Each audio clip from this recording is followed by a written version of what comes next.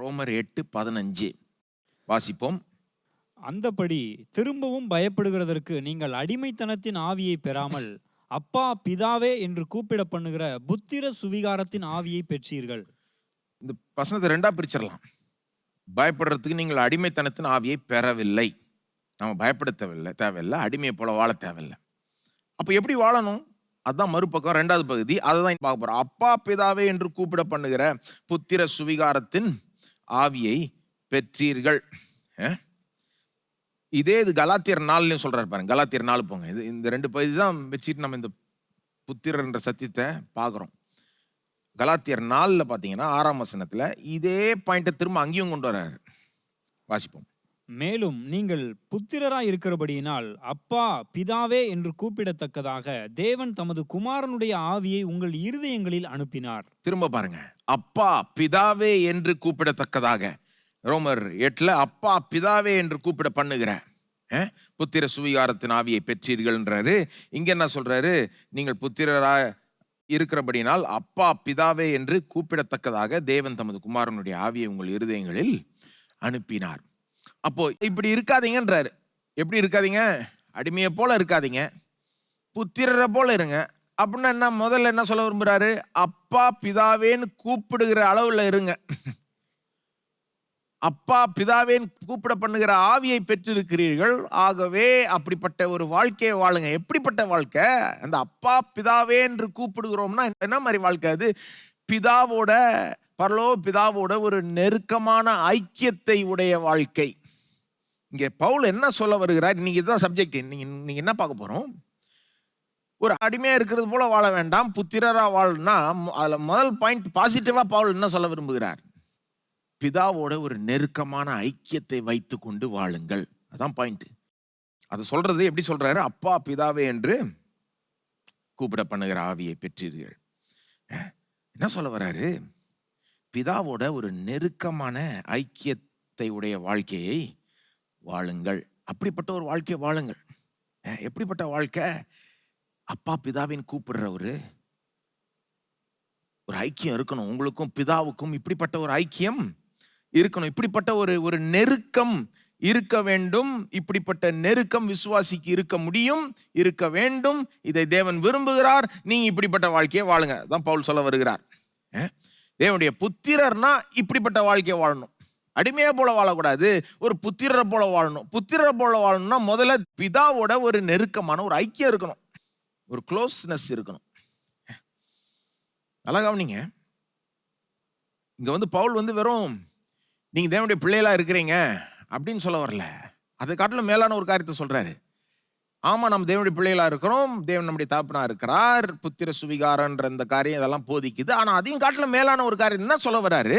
நீங்க தேவனுடைய பிள்ளைகளா இருக்கிறது மட்டும் இல்ல, தேவனுடைய பிள்ளைகளுக்கு இருக்க வேண்டிய அனுபவத்தை நீங்க வைத்திருக்கணும். அதனுடைய அனுபவம் உங்களுக்கு இருக்கணும்ன்றார். அதாவது வெறும் பேருக்கு பிள்ளைன்னு சொன்னா பத்தாது, பிள்ளைக்கு இருக்க வேண்டிய அனுபவம் உங்களுக்கு இருக்க வேண்டும். வெறும் பேப்பர்ல பிள்ளைன்னு சொன்னா பத்தாது, வெறும் சட்ட பிரகாரம் லீகலா அடாப்ட் பண்ணியாச்சு, தத்தெடுக்கப்பட்டாச்சு, புத்திர சுவிகாரத்தின் ஆவியை பெற்றாச்சுன்னு சொன்னா பத்தாது. அந்த புத்திர உண்மையிலே நீங்க புத்திர சுவிகார பெற்றிருக்கிறீங்கன்னா, உண்மையிலே சட்ட பிரகாரம் தத்தெடுக்கப்பட்டீங்கன்னா, அப்படின்னா அதுக்கேற்ற அனுபவத்துல அது வெளிப்படணுமே. எப்படி வெளிப்படுது? அப்பா பிதாவின்னு கூப்பிடுகிறோம். பிள்ளையா இருக்கிறதுக்கும் பிள்ளை அனுபவிக்கிற வாழ்க்கையை அனுபவிக்கிறதுக்கும் வித்தியாசம் இருக்கு. உறவு இருக்கிறதுக்கும் அந்த உறவுல ஒரு நெருக்கத்தை அனுபவிக்கிறதுக்கும் வித்தியாசம் இருக்கு. உறவு இருக்கிறதுக்கும் அந்த உறவுல ஒரு நல்ல ஒரு க்ளோஸான ஒரு ஐக்கியம் இருக்கிறதுக்கும் வித்தியாசம் இருக்கு.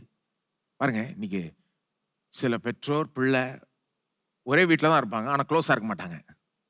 உறவு இருக்கு, ரிலேஷன்ஷிப் இருக்கு, உறவு இருக்கு. உறவை ஒன்றும் மாற்ற முடியாது, யாரும் மாற்ற முடியாது. பிள்ளையா இருக்கிறாங்க, பெற்றோராக இருக்கிறாங்க, எப்போவுமே பிள்ளை பெற்றோர்ன்ற உறவு இருக்கும். ஒரே வீட்டில் தான் இருக்காங்க, கிட்ட இருக்காங்க, பேசிக்கிறாங்க, எல்லாம் பண்ணால் க்ளோஸாக இல்லை. இருக்காங்களா அந்த மாதிரி? புருஷன் மனைவிக்கும் அந்த மாதிரி இருக்குது. சிலர் ஒரே வீட்டில் இருக்கிறாங்க, அப்படியே ஒன்றா தான் வாழ்கிறாங்க, ஆனால் க்ளோஸாக இருக்க மாட்டாங்க. ஒரு நெருக்கம் இல்லாமல் அந்த மாதிரியும் வாழ்கிறாங்க பாருங்க. அதுபோல தான் விசுவாசிகள் நாம் எல்லாருமே தேவனுடைய பிள்ளைகளாக இருக்கிறோம், தேவன் நம்மளுடைய தகப்பனாக இருக்கிறார். ஆனால் சில விசுவாசிகள் அந்த நெருக்கம் அது இல்லை அவ்வளோவா. யாரோட? அவரோட. விசுவாசிக்கும் பரலோக தகப்பனுக்கும் அந்த நெருக்கம் அவ்வளோ ஒழுங்கா இருக்க வேண்டிய விதத்தில் இல்லை. பிதா தான் அவரு, தகப்பன் தான், இவங்க பிள்ளை தான், விசுவாசி தான், தேவனை நம்புறாங்க, பின்பற்றாங்க. ஆனா இன்னும் கொஞ்சம் நெருக்கமா இருக்கலாம் கடவுளோட. அதுதான் பவுல் சொல்ல விரும்புகிறார். என்ன சொல்றாரு? ஒவ்வொரு விசுவாசியும் தன்னுடைய பரலோக தகப்பனோட ஒரு நெருக்கமான ஒரு ஐக்கியத்தை வைத்துக் கொள்ள முடியும். இது சாத்தியம், இது இப்படி இருக்க வேண்டும். தேவன் இதை விரும்புகிறார். அதனாலதான் புத்திர சுவிகாரத்தின் ஆவியை நமக்கு கொடுத்திருக்கிறார். ஆவியானவரையே நமக்கு கொடுத்திருக்கிறார். அப்போ வெறும் பிள்ளையாய் இருக்கிறேன்றதுல மட்டும் திருப்தி அடைய வேண்டாம். பிள்ளையாய் அனுபவிக்க வேண்டியதை அனுபவிங்கன்ற பவுல். வெறும் பிள்ளைன்னு சொல்லிக்க வேண்டாம். உண்மையிலே ஒரு பிள்ளைய என்ன அனுபவிக்குமோ அனுபவிங்க. அதுல முதல்ல என்னது? தகப்பனுக்கும் பிள்ளைக்கும் இருக்க வேண்டிய அந்த நெருக்கமான ஒரு அந்த ஐக்கியம், அதை அனுபவிங்கன்றாரு. அதை அனுபவிக்க முடியும், அதை அனுபவிங்க. இன்றைக்கு அதை தான் பற்றி பேச போகிறோம். எப்படி நாம் எல்லோருமே இன்னும் அதிகமாய் தேவனோட நெருங்கி வாழலாம், நமக்கும் தேவனுக்கும் ஒரு நெருக்கமான ஐக்கியம் இன்னும் அதிகமாக இருக்கலாம், இருக்க வேண்டும். நாம் அதில் மேலே இன்னும் கவனம் செலுத்தணும். அது இருந்தால் எவ்வளோ நன்மை, அது இருந்தால் எப்படி எப்படி நமக்கு நன்மை உண்டாகும். இப்படிப்பட்ட காரியங்கள்லாம் இன்னைக்கு பார்க்க போகிறோம் பாருங்க. ஏன்னா சிலர் நினைக்கலாம் பாருங்க, இன்னைக்கு என்னங்க சப்ஜெக்ட், கடவுளோட நெருக்கமாக வாழணும், என்னங்க என்ன ஏதாவது ப்ராக்டிக்கலாக சொல்லுங்கள். பொதுவாக நம்ம எப்படி யோசிக்கிறோம்? ப்ராக்டிக்கலாக அதை சொல்லுங்கள். எனக்கு உதவுற மாதிரி ஏதாவது சொல்லுங்க, ஒரு வேலை கிடைக்கிற மாதிரி ஏதாவது சொல்லுங்க, வாழ்க்கையில் முன்னேற மாதிரி ஏதாவது சொல்லுங்க, இந்த பயம் எல்லாம் போகிற மாதிரி ஏதாவது சொல்லுங்க, ஒரு சமாதானம் இருக்கிற மாதிரி ஏதாவது சொல்லுங்க. என்ன நினச்சிட்டு இருக்காங்க? இந்த மாதிரி காரியம் அவங்களுக்கு சமாதானத்தையோ பயத்தை போக்குறதோ அதெல்லாம் செய்யாது, வாழ்க்கையின் தேவையில்லை, சந்திக்காதுன்னு நினைக்கிறேன். முற்றிலும் தவறு. உங்களுக்கு இன்னைக்கு என்ன தேவை நான் சொல்றேன். நீங்க இந்த ஒரு காரியத்தை கவனம் செலுத்துங்க. இது மேல, எந்த காரியத்தின் மேல? உங்களுக்கும் கடவுளுக்கும் இருக்கிற இந்த ஐக்கியம், நெருக்கமான அந்த ஐக்கியம், இந்த நெருக்கம். அவர் அண்ட நெருங்குங்க. முதல்ல அவர் அண்ட இந்த நெருக்கத்தை நாடுங்க. நீங்க அதை நாடுனீங்கன்னா உங்களுடைய எல்லா தேவையிலும் சந்திக்கப்படும். என்னென்ன உதவி விரும்புறீங்களோ அந்த உதவியெல்லாம் உண்டாகும். கொஞ்சம் யோசித்து பாருங்க. வானத்தையும் பூமியும் உண்டாக்கின கடவுளோட நீங்க க்ளோஸா இருப்பீர்கள். ஆனால் அப்புறம் உங்களுக்கு என்ன தேவை இருக்கலாம்? அப்படிப்பட்ட என்ன பெரிய தேவை வந்துடும்? அவர் சந்திக்க முடியாத தேவை வந்துருமா? அப்படிப்பட்ட பயம் என்ன வந்துட முடியும்? அவரோட க்ளோஸா இருந்தா எல்லா தேவையும் சந்திக்கப்படும், எல்லாம் பயம் நீங்கிடும், எல்லா சமாதானமும் உண்டாகும், சந்தோஷமே உண்டாகும். பாருங்க, நம்ம தலையில யோசிச்சுட்டு இருக்கோம். இதான் பிராக்டிக்கலா சொல்லுங்க. இதான் பிராக்டிக்கலா இருந்தா நம்ம அப்படியே முன்னேறிடலாங்கன்னு. வாழ்க்கையினுடைய சீக்கிரட்டே இதுல அடங்கி இருக்கு. கடவுளோட நம்ம எவ்வளவு க்ளோஸா இருக்கிறோம். ஜனங்க பாருங்க, உலகம் இதையும் அதையும் நாடி தேடுது பாருங்க. பணத்துக்கு பின்னால போகுது, அந்தஸ்துக்கு பின்னால போகுது, பவருக்கு பின்னால போகுது, அல்லது ஏதோ தேவை சந்திக்க பண்ணணும்னு போகுது. யாரும் கடவுளுக்கு பின்னால போறது இல்லை. கடவுளை யூஸ் பண்ணிக்க பாக்குறாங்க. அவர் ஏதாவது தருவாரா, ஏதாவது ஹெல்ப் பண்ணி விடுவாரா, அவ்வளவுதான். வேற வழி இல்லையா, அவர்கிட்ட போலாம், ஏதாவது கிடைக்கும், அப்படிதானே ஒழிய அவர்கிட்ட க்ளோஸ் ஆகிற யாரும் முயற்சி எடுக்கிறது இல்லை உலகத்துல. கிறிஸ்தவம் என்ன சொல்லுது? ரட்சிப்பு என்ன நமக்கு தந்திருக்கிறது? கடவுளோட ஒரு உறவை தந்திருக்கிறது. அவர் நம்முடைய தகப்பன், நாம் அவருடைய பிள்ளை. இது வெறும் ஏதோ பேருக்கு இல்ல. இந்த உறவுல உண்மையான ஒரு நெருக்கமும் ஒரு ஐக்கியமும் உண்டாக முடியும், உண்டாக வேண்டும். இதை நாம நாட வேண்டும், இதுக்கு பின்னால போக வேண்டும். கிறிஸ்தவர்களுக்கும் உலக மக்களுக்கும் விசுவாசிகளுக்கும் மற்றவர்களுக்கும் பெரிய வித்தியாசம் இருக்கணுங்க. நாம் அவரோட ஒரு நெருக்கமான ஒரு ஐக்கியம், ஒரு நெருக்கத்தை, ஒரு க்ளோஸ்னஸ் நாடுகிறோம், நாட வேண்டும்.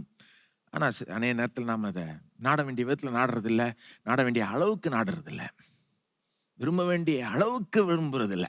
விரும்புகிறோம் எல்லாருமே. நம்ம விசுவாசிகள், நம்ம உண்மையான விசுவாசி உண்மையிலே கொஞ்சமாவது விரும்புவாங்க. என்ன விரும்புவாங்க? கடவுளோட க்ளோஸாக இருக்கணும்ன்றது விரும்புவாங்க. உண்மையான விசுவாசிக்கும் பேர் விசுவாசிக்கும் அதுதான் வித்தியாசம்.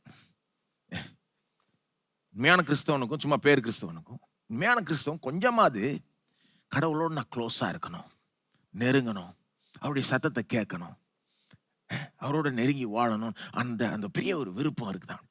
வெறும் அவர்கிட்ட இதை பெற்றுக்கொள்ளணுன்றது மட்டும் இல்லை, அவரோட நெருக்கமா இருக்கணும்ன்ற அந்த விருப்பம் இருக்குது.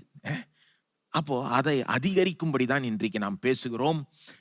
ஏன்னா நாம் அவரிடத்தில் நெருங்கும் போது நிச்சயம் அவர் நம்ம இடத்தில் நெருங்குவார். ஆகவே நாம் இதை கவனிப்போம். நான் உண்மையிலே நம்புகிறேன் இது ரொம்ப பிராக்டிக்கல், ரொம்ப உதவும். இதை கவனிச்சோம்னா, இதை கரெக்ட் பண்ணா மற்றதெல்லாம் கரெக்ட் ஆயிடும். இந்த ஒரு காரியம் தான் எல்லாமே வந்துடும். இது ஒன்றும் இல்லைன்னா எல்லாமே பாதிக்கப்படும். அப்படிப்பட்ட ஒரு சத்தியம் விசுவாசிகளுக்கு பேசுகிறேன். அவிசுவாசிகளாக இருந்தால், ஒருவேளை நீங்கள் பார்த்து கொண்டு இருந்தீங்கன்னா, ஒருவேளை அவிசுவாசியாக இருந்தால், உங்களுக்கு தேவைப்படுறது முதல்ல கடவுளோட ஒரு உறவு, முதல்ல ஒரு ரிலேஷன்ஷிப் வேணும், ஒரு கனெக்ஷன் முதல்ல உண்டாகணும். உண்டாயிடுச்சுன்னா அதுக்கப்புறம் நெருக்கத்தின் மேலே நம்ம ஃபோக்கஸ் பண்ணலாம், ஒரு ஃபெலோஷிப் க்ளோஸாக இருக்கிறத கவனிக்கலாம். ஆனால் முதல்ல கனெக்ஷனே இல்லைன்னா அதுதான் உங்களுக்கு தேவை. ஆகவே இயேசுவை இதுவரைக்கும் விசுவாசிக்காதவர்களுக்கு சொல்லுகிறேன், உங்களுக்கு தேவைப்படுறது கடவுளோட ஒரு உறவு. அதை எப்படி பெற்றுக்கொள்றது? இயேசுவின் மூலமா நீங்க பெற்றுக்கொள்ளலாம். ஆனா நீங்க விசுவாசியா இல்லைன்னா கூட பரவாயில்ல, கவனிங்க.